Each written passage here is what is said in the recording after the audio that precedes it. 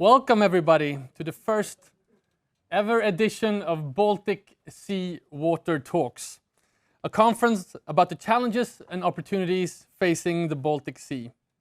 A conference that is live streamed from Utö here in the Stockholm archipelago.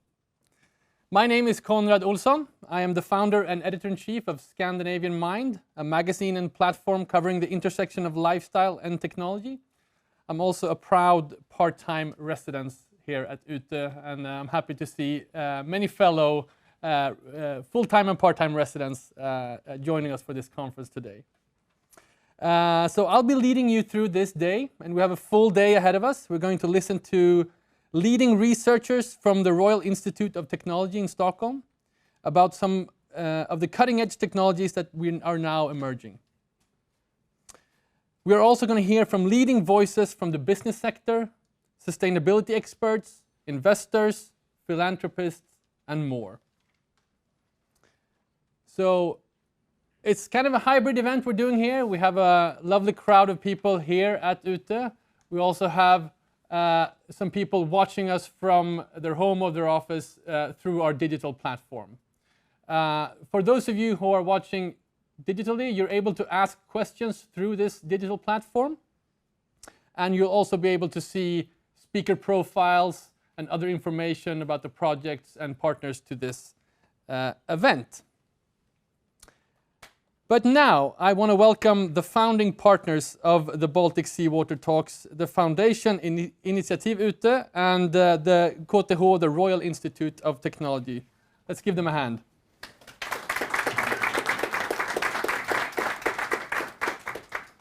So I'm here with Thomas Hjelm and Robert Cederlund, founders of Initiativ Utö, and David Nilsson, director for Water Center, KTH, the Royal Institute of Technology.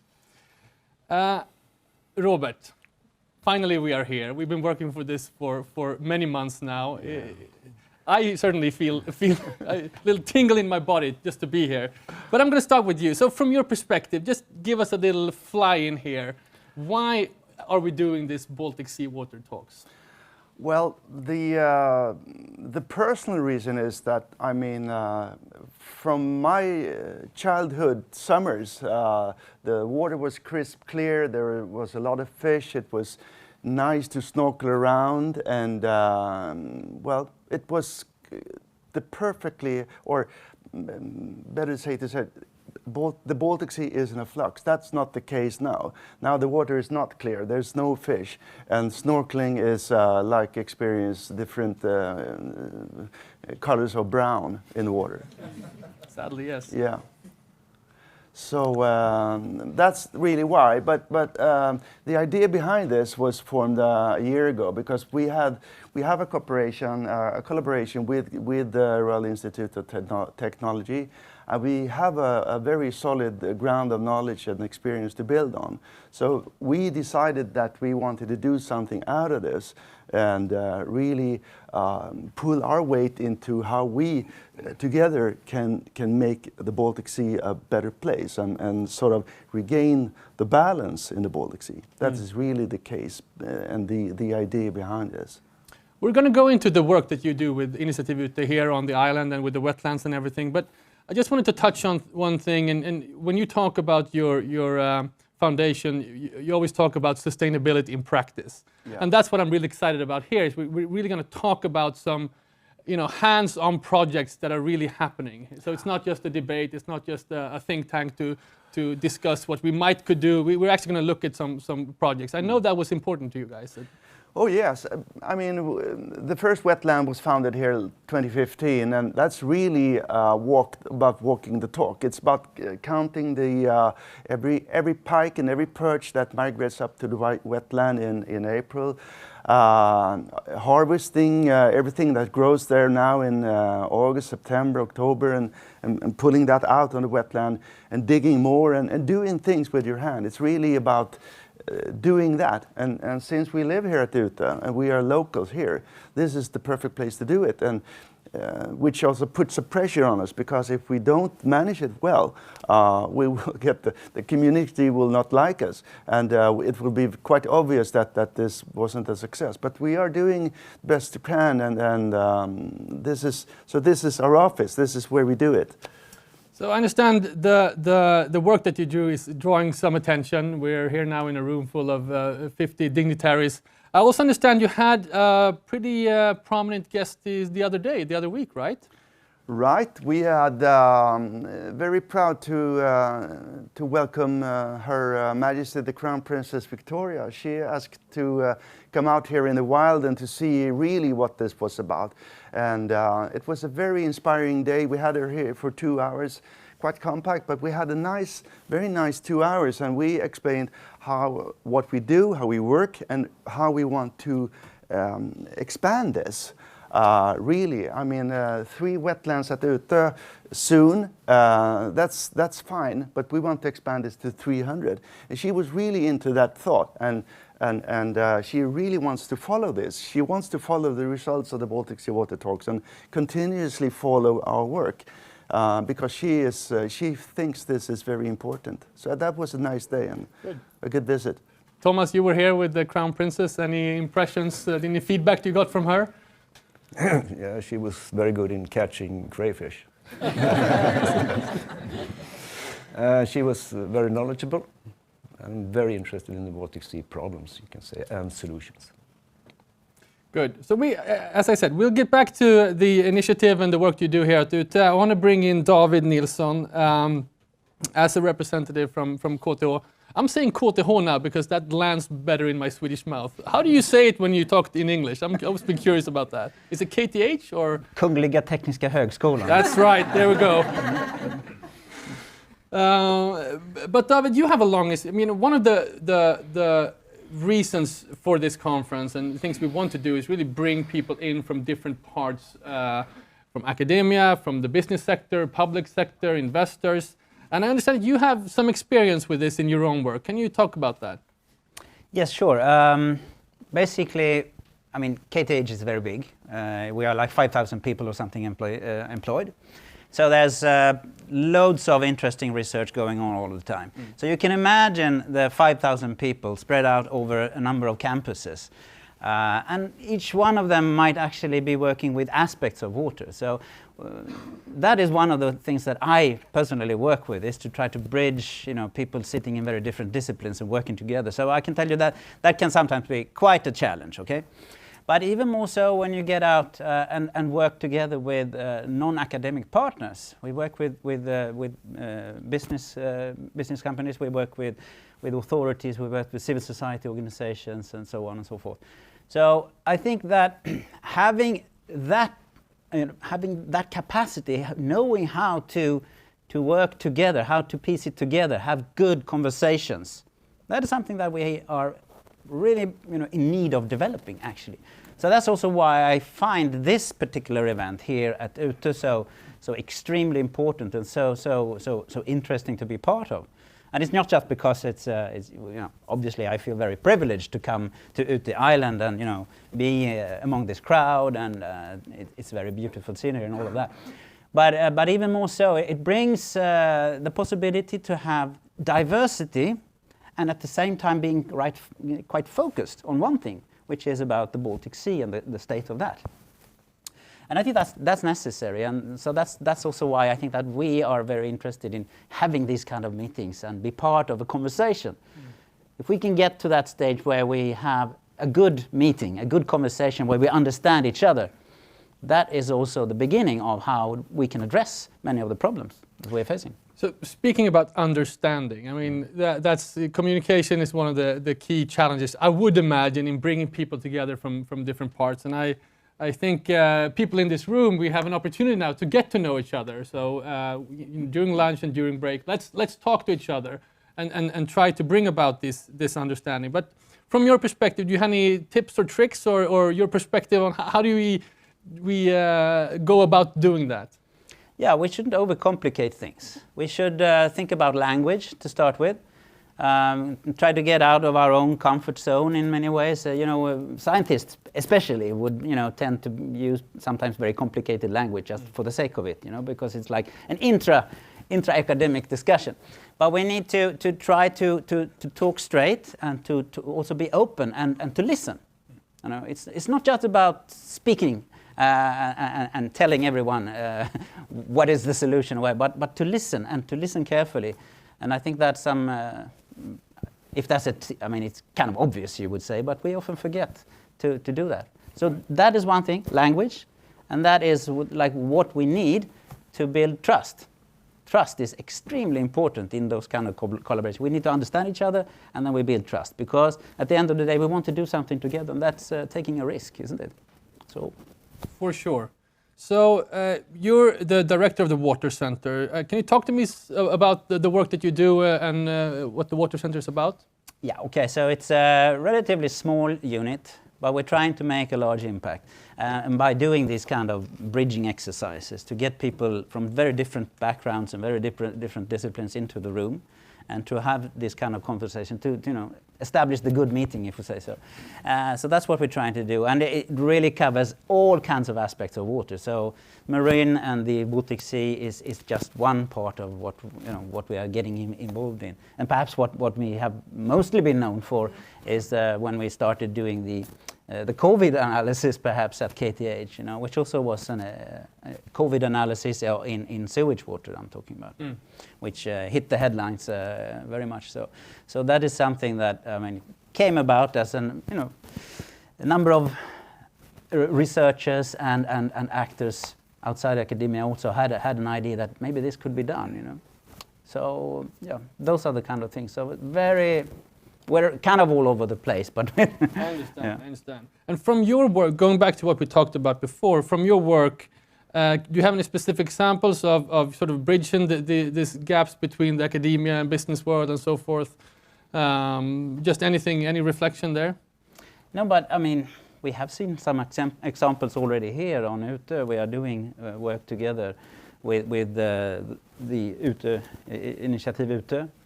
And together with also local residents, etc., that are involved. So I would say that we need to constantly develop our models. It's really much, it's not about everyone wants to make a difference and we have something to contribute, but finding the format. I think that's really what we still have to work with, to find the good collaboration format. But yeah, and then it's much easier also. Interesting. So, talking about the Baltic Sea, which we are here to discuss broadly, what's your perspective on this issue going into it? Yeah, okay, it's quite a big issue, right? No, but I think we can all agree that somewhere we know what the problem is about. It's like the tragedy of the commons, right? We have one big, wonderful natural resource, and everyone is eating at that pie from different directions. And we've been doing that for centuries. So obviously, it's about how can we govern collective action at the higher level. But I think that we need not to just focus on collective action at like the basin level or like governments getting involved in it. That's important as well. But we need to also think about what we can do very hands-on, very locally. To establish good collaboration around very solving also tangible local problems. So I think that's one of the good things also that this kind of event can actually bring. We are here in a very specific place, and we talk about very concrete things. We go out and do the visits to your wetlands, like yesterday. We talked about the new technologies coming for sustainable boating that we are developing, propulsion and so on. And you'll hear much more about all of this during the day, right? For sure, and we have several presentations we're gonna listen to later on. But speaking about the wetlands and the work that Initiativ Utö is doing here, Thomas, you perhaps have a sore throat because you had 4 presentations yesterday, including to some people in this room, showing the wetlands. But give us a description of the work that you're doing with the wetlands here at Utö. Yes, it's interesting. Can you give me some hours?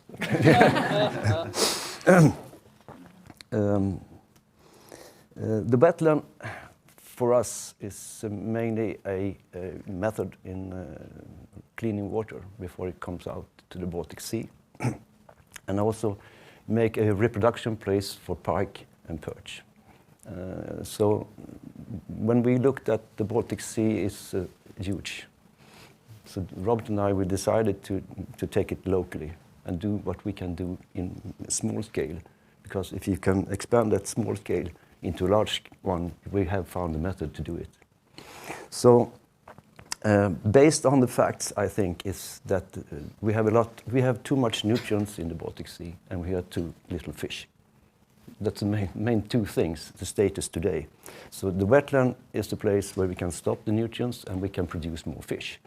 So we have attacked the problems that way. And what we have seen is that we count fish every day. Every year we count fish going up and reproduce, but we can see a declining scale now. We have really something we have to take care of, which we have not done that, and that is the predators, the unbalanced sea with a lot of predators there and too less fish predators. So the balance in the sea is not okay, but the wetland is a way to do it. Robert and I would say, can we build 300 wetlands? Maybe that's the beginning in turning it to balance. Yes, and to that point, I know you're also developing something you call the playbook. So it's not, I mean, you are developing 3 wetlands here at Utö, but you want to sort of spread the word. Can you talk about that a little bit? Yes, we are a small organization on this island, but can we multiply and create organizations in other places? We can help them in delivering our playbook, how to do it. And so the playbook is in 3 phases. The first phase is to identify and take a decision what to do. And the second one is to do it. And the third one is to operate. And the first phase is really interesting because you have a lot of options and you to check what to do and what gives the best effect to the Baltic Sea. And then the process starts with all the paperwork and all the financing. That's a big process. To dig it, maybe it takes a week. The other takes 2 years to do it. Then we come into the operate these wetlands. Then you come back to the creativity. We can do a lot of things. And what we have done in the first wetland, we show that there's a circularity. We can use the resources from the wetland to create something else. That phase we are into now, to develop things together with KTH. We can do other things which we don't see right now, but we can make earth, for instance. That's the easiest way. Wonderful. So no, there are many practical applications that have arisen from this project. And Yeah. Can you mention some things that you've kind of discovered along the way? I mean, you didn't have the full plan in the beginning? For instance, operating a wetland, you have to cut reed, you take it out reed, you have to prepare it, do something with it, and it takes a lot of time to do that. Can we invent something which ease up this? It's very interesting because what we see now, the government are promoting to build more wetlands. So other people than we have the same problem. So maybe we can have methods to run or operate these wetlands in a more effective way. Mm. Robert, I want to bring you into this because I think what Initiativ Utö is doing as an example is kind of it's a micro thing that can have an effect in the macro in a way. Yeah. And what we are talking about with this conference here is, we talked about bringing academia and the public sector and the business sector together. And that is something that you are actually doing in your one wetland project, sort of encompasses all of these things. Yes. Can you talk about that a little bit? Well, Initiativ Utö it's a foundation where we fund resources, money to operate the wetlands, and in order to sort of collect the funds, we have to reach out for help from companies, from philanthropists, from every private person who wants to donate 100 kronor or something, because as Thomas says, operating is the real. That is a job that is very hard or almost impossible to get financed by governmental money or public money. But if you have that motor running, if you have a system, if you have an Initiativ Utö system for maintaining, for operating, then you will get the financing for digging the wetland. So that is how we do, and we try to gather companies, corporate partnerships, which helps us. And they donate generously much money. They visit us with their employees to have a kickoff here and work in the wetland. So that's really what we do. And every company, every group that we have here, when they give feedback to the persons that organize that trip, they say that this was something extra. We are a bit tired of throwing axes on walls. This was for real. We feel that we are doing something in the real world now. Right, and I think it's fascinating with the balance when it comes to funding, for instance, is that you're both working with sort of public funding, but you need help from the business sector, private donors, and so forth. Right. How does that balance work? Is there a cutoff somewhere in terms of why people are giving money to this project? No, actually not, I would say. I think that everybody who because our mission and our why is so clear. It's so clear why we are doing this. So everybody who are interested in helping us with from the first Swedish krona and upwards they're very into why we are doing this and why they are supporting us. So they know this. It's I mean, when you talk about the corporate funding, you talk about, I don't know the correct English word, but it's about sort of labeling every krona so that the donor knows where the krona, where it lands and what it's doing for kind of what effect it has. And so I think that this sort of brings everything together, whether you're public or private or a company or whatever. Thomas, you have some input? Yes, the public money, we can always apply for public money to dig, to create something, but there are never public money for running or operating or investigating. That's why the private money is so important. And also, when we start a project, you have to pay your invoices first, and then you can have the money. That's very important to have other money to pay first. And so, when you show up, when you show that you have some money to operate the wetlands, it's much easier to receive the public money. So it's an ongoing process all the time, and it's very delicate to apply for this. Right.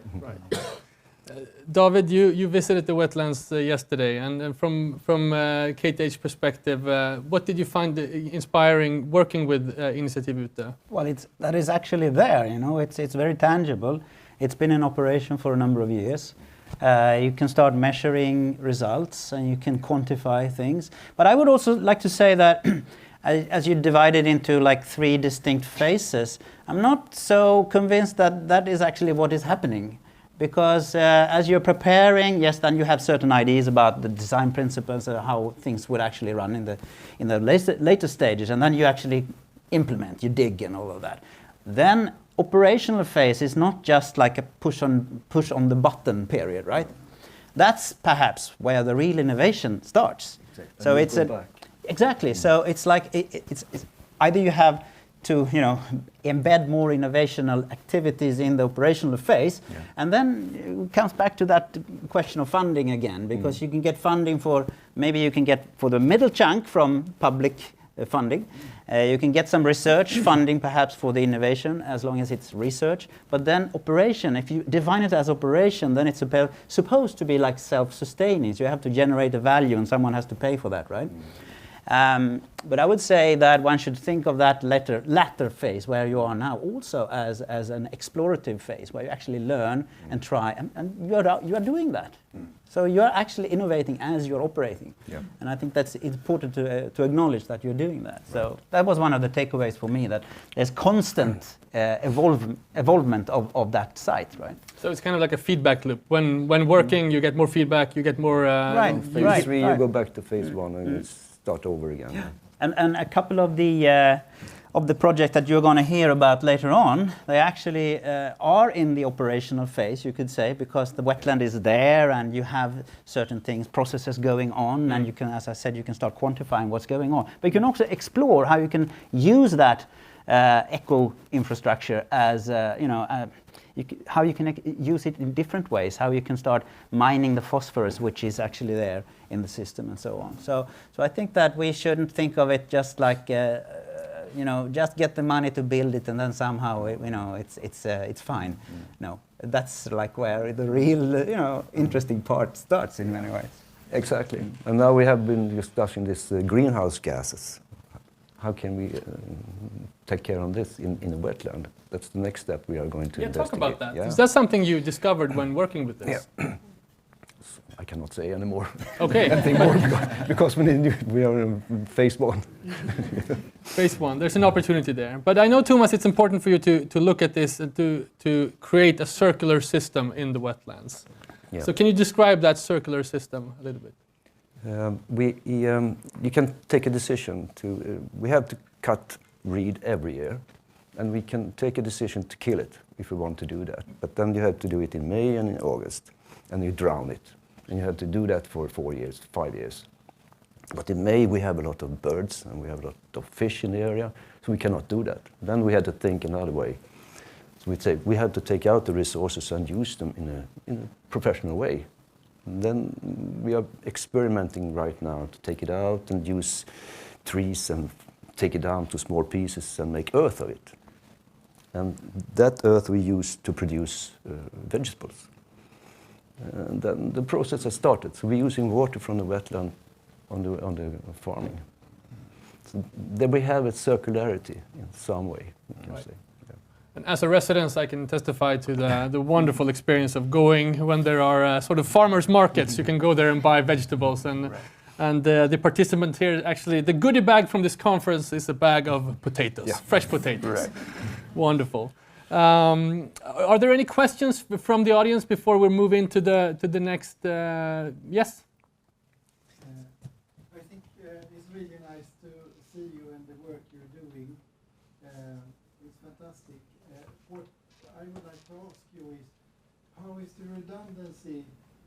It's always people behind what you're doing. And how do you build your organization to make a big substance of what you actually are trying to achieve? How does it look? Do you have any ideas about that and how we can help? So the question is, how do you build an organization that supports this project, with this foundation? Well, when the hard work starts with taking care of everything that grows there now in the autumn, we are collecting. Well, the labor that does it we are here at the Utö Världshus. There are a lot of people working here, and the season is not going down, but it's a little less work. But then we can the money, the funds that we have in Initiativ Utö, we can pay salaries for the Utö Världshus employees to help us. That's one way here, very locally. And then frivilliga krafter, I don't find the word now, but volunteers. Volunteers. Yeah. Volunteers here at Utö who we can make a shout out on our local Facebook page that we need help with this or that, or communication or education platforms or harvesting weed. Then there is always a lot of hands raised that I can help. I can be there at 9 o'clock and work in 3 hours. Or now when we pump up sediment from the bay outside, it's the same. Well, residents at Utö want to participate in that.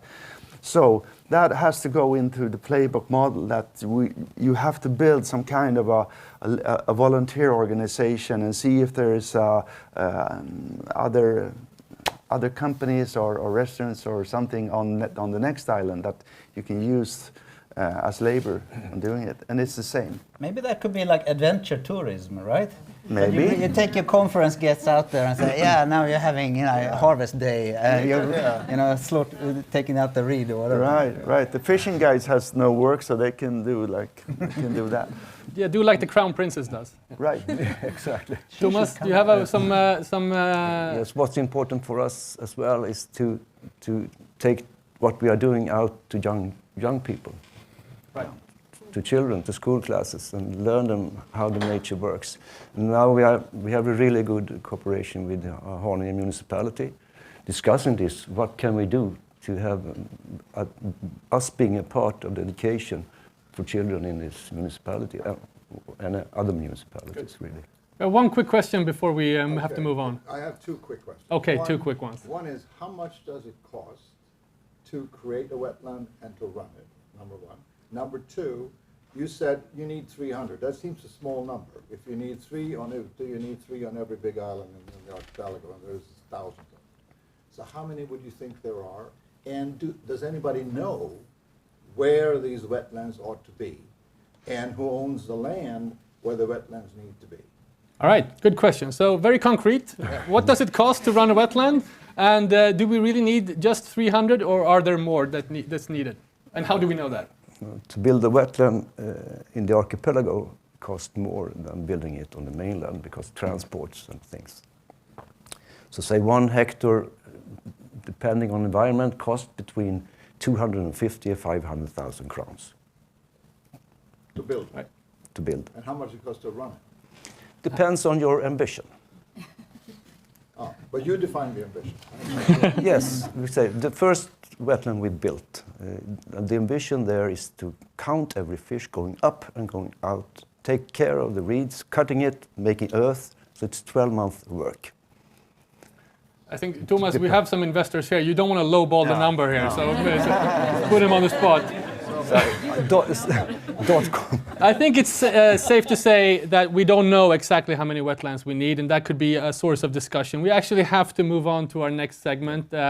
Thomas, Robert, David, thank you so much we're going to come back to this panel at the end of this day. Thank you so much for this session. Thank you. Thank you.